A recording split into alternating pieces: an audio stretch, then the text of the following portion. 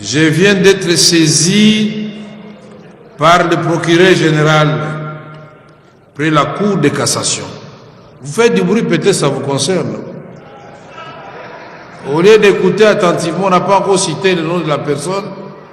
Chacun de vous peut être concerné. Moi, je connais déjà le nom, mais vous ne connaissez pas.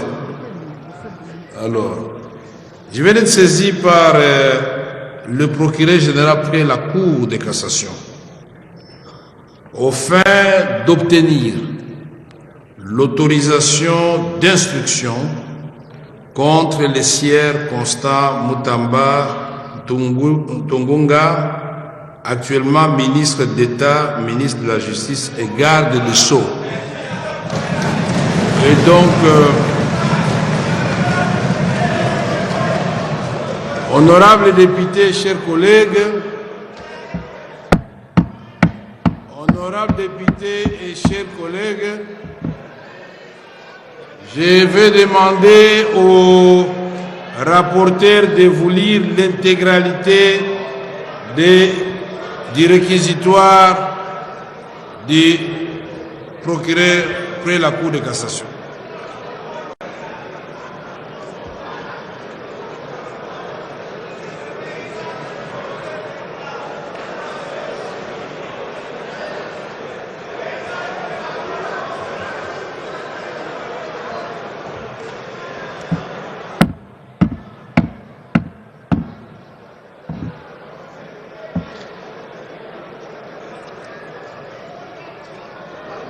Vous avez la parole, honorable rapporteur, et j'invite les députés à vous suivre attentivement.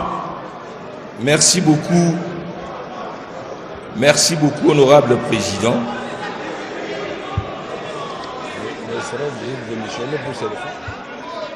Réquisitoire du procureur général près la Cour de cassation au fin d'obtenir l'autorisation d'instruction contre les sieurs Constant Mutamba Tungunga, actuellement ministre d'État, ministre de la Justice et garde de Sceaux. À l'honorable président de l'Assemblée nationale, aux honorables membres du bureau de l'Assemblée nationale. Et l'a dit, est-ce que vous pouvez vraiment garder... Alors, donc, vous ne voulez pas qu'on lise? Mais alors, suivez quand même attentivement. Honorable Ladi, pouvez vous asseoir, s'il vous plaît.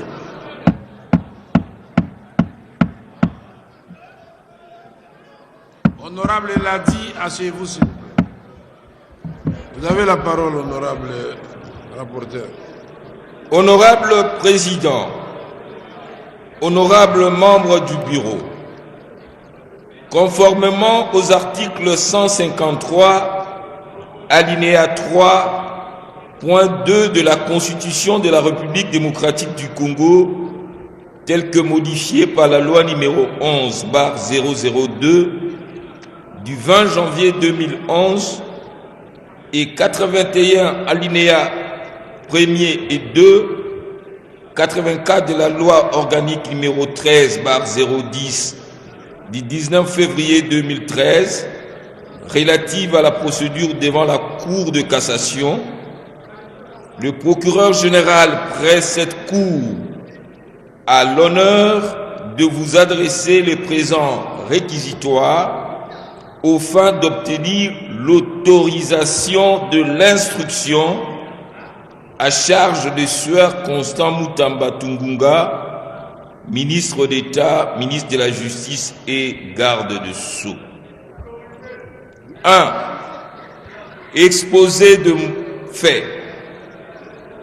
Il ressort des éléments en notre possession qu'en date du 14 avril 2025, un contrat de gré à gré relatif à la construction d'un immeuble carcéral à Kisangani, dans la province de la Chopo, rez-de-chaussée plus 2 étages, a été signé entre le ministère de la Justice et garde de Sceaux représenté par le ministre d'État, ministre de la Justice et garde de Sceaux, M.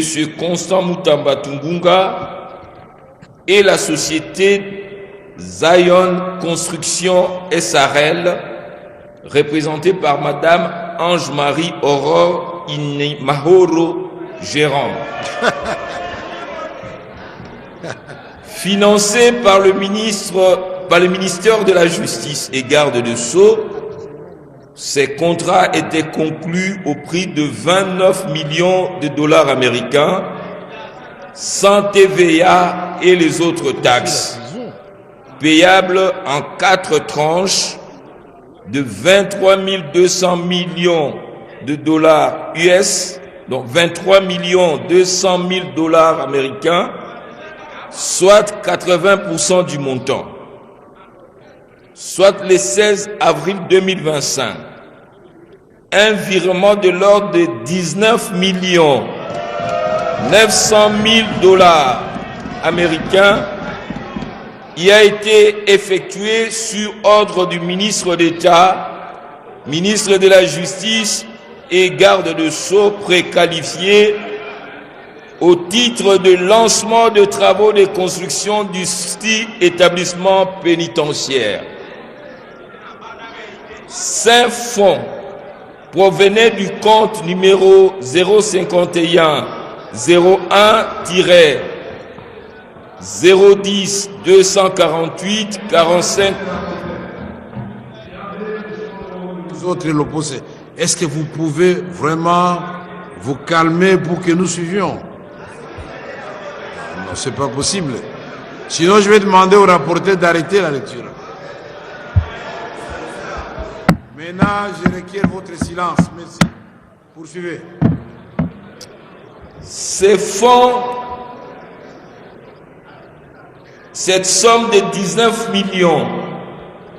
900 000 dollars payés sur le compte de la société Zion Construction SRL constituait le premier acompte du montant convenu. L'examen minutieux de pièces du dossier permet de dégager que l'inculpé Constant Mutamba avait sollicité et obtenu de la Direction générale des contrôles des marchés publics, DGCMP en sigle, l'autorisation de recourir à la procédure de gré à gré avec la société susvisée au coût de 39 877 067 US dollars, suivant la lettre numéro 316 DGCMP DG D1 GEM 2 2025 du 26 février 2025 de Madame la Directeure Générale AI. Le susnommé Constant Mutamba Tungunga avait par la suite sollicité par sa lettre 729 L 436 CAB MINE G Garde de Sceaux 2025 du 1er avril 2025 de la Première ministre l'approbation du contrat de gré à gré signé avec la société précitée.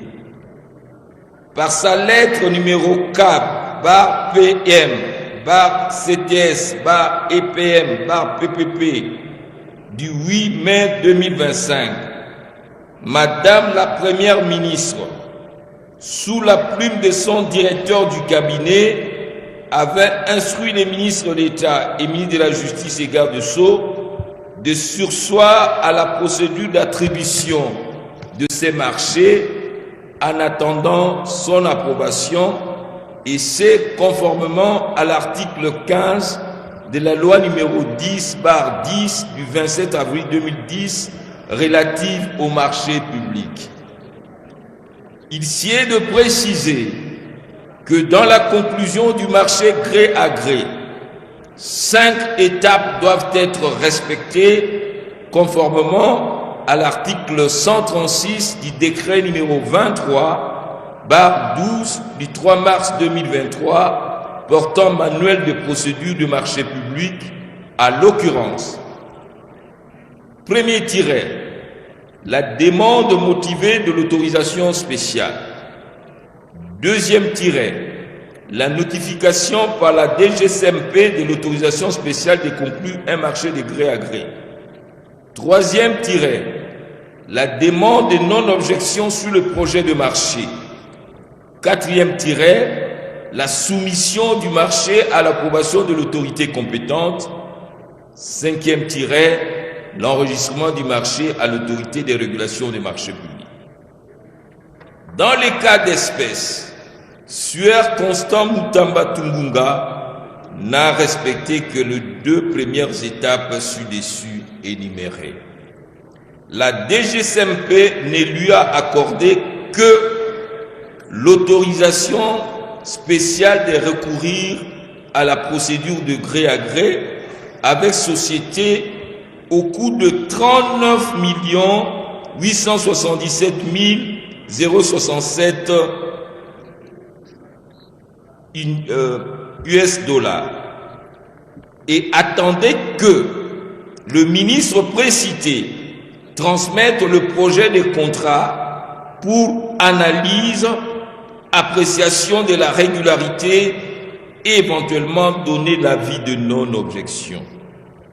Il apparaît clairement que sans l'avis de non-objection de la GCMP, ni l'approbation de la Première ministre que le prénommé Constant Mutamba Tungunga a procédé au paiement de la somme de 19 900 000 dollars américains à la société Zion Construction SRL en violation de la réglementation en vigueur. Par ailleurs, il sied de préciser que l'argent versé au compte de cette société provenait du paiement par l'Ouganda de sa condamnation en faveur de la République démocratique du Congo, suivant l'arrêt sous rôle général numéro 116 rendu par la Cour internationale de justice le 9 février 2022 et était destiné à l'indemnisation des victimes de la guerre à Kisangani ayant opposé les troupes ougandaises à celles rwandaises. Signalons que ces fonds sont gérés par un établissement public à caractère social dénommé Fonds spécial de réparation et de répartition de l'indemnité aux victimes des activités illicites de l'Ouganda en République démocratique du Congo, en sigle FRIVAO. Il y a lieu de noter également que la société Zion Construction SRL n'a été enregistrée au guichet unique de création d'entreprise que le 29 mars 2024 sous le numéro KNG-24-B-01-254 avec un capital social de 5 000 dollars américains. Cette société n'a ni personnel administratif, ni personnel qualifié et n'a qu'un seul associé actif déclaré à la Direction générale des impôts. 2. Qualification légale et loi applicable.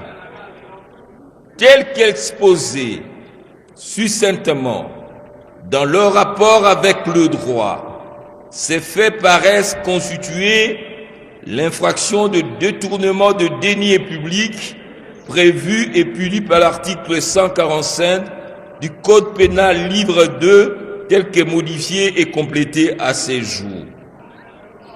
Eu égard à la gravité des faits et de peines comminées par cette disposition, il est de bon droit que le ministre d'État, ministre de la Justice et garde de Sceaux, M.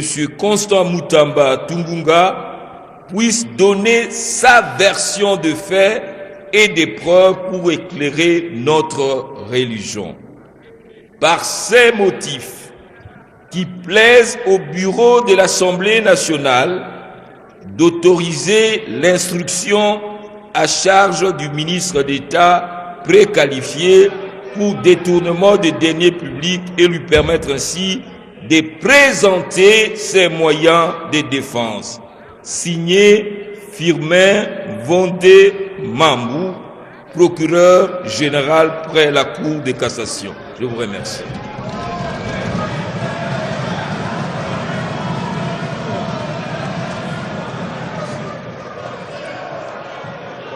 Honorables députés et chers collègues, nous allons demander aux différents présidents des groupes parlementaires de nous désigner par écrit aujourd'hui même un membre du groupe qui fera partie de la commission qui va qui va se pencher, qui va auditionner les ministres d'État et après que le procureur général de la République ait présenté son réquisitoire.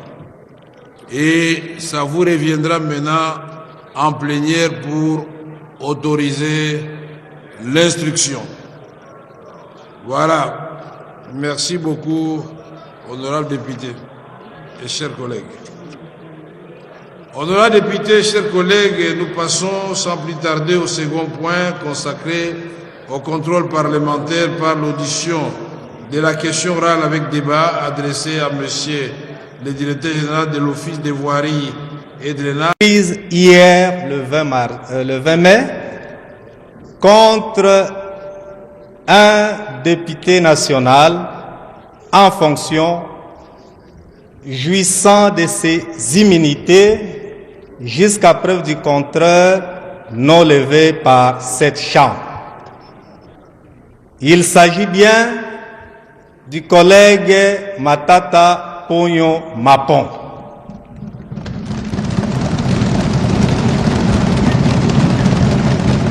Honorable président de l'Assemblée nationale, conformément à l'article 149 de la Constitution, la justice sur toute l'étendue du territoire national est rendue au nom du peuple congolais.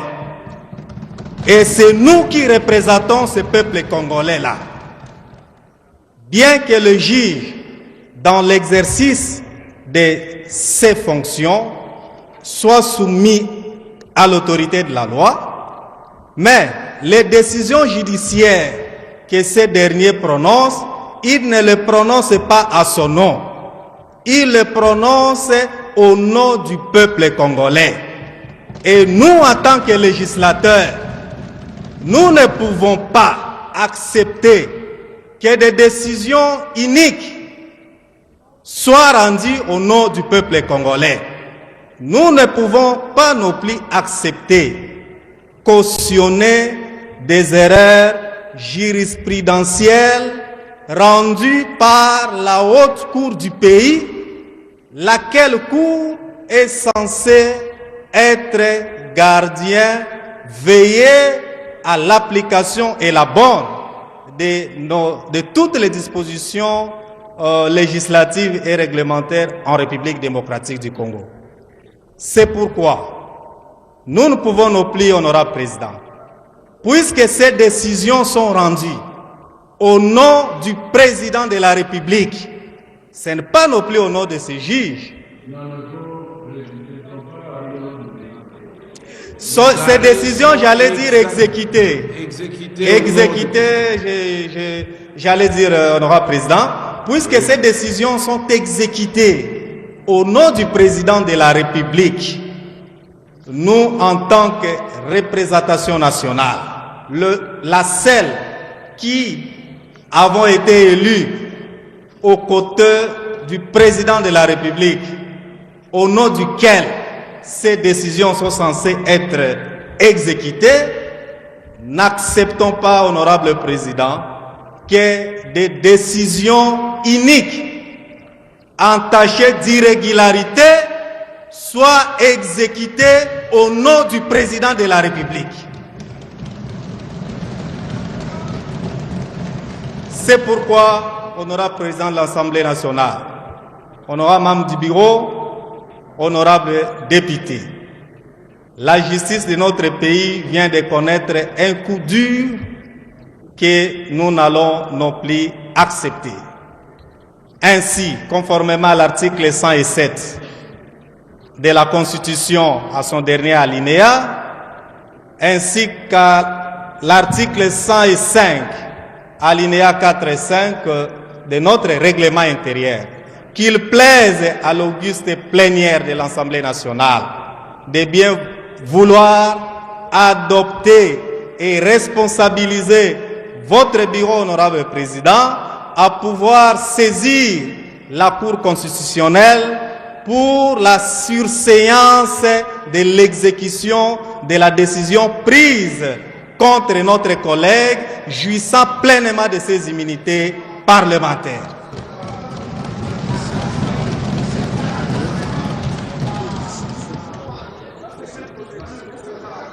Honorable président de l'Assemblée nationale, honorable membre du bureau, honorable député, très chers collègues. Mais vous n'avez pas fini.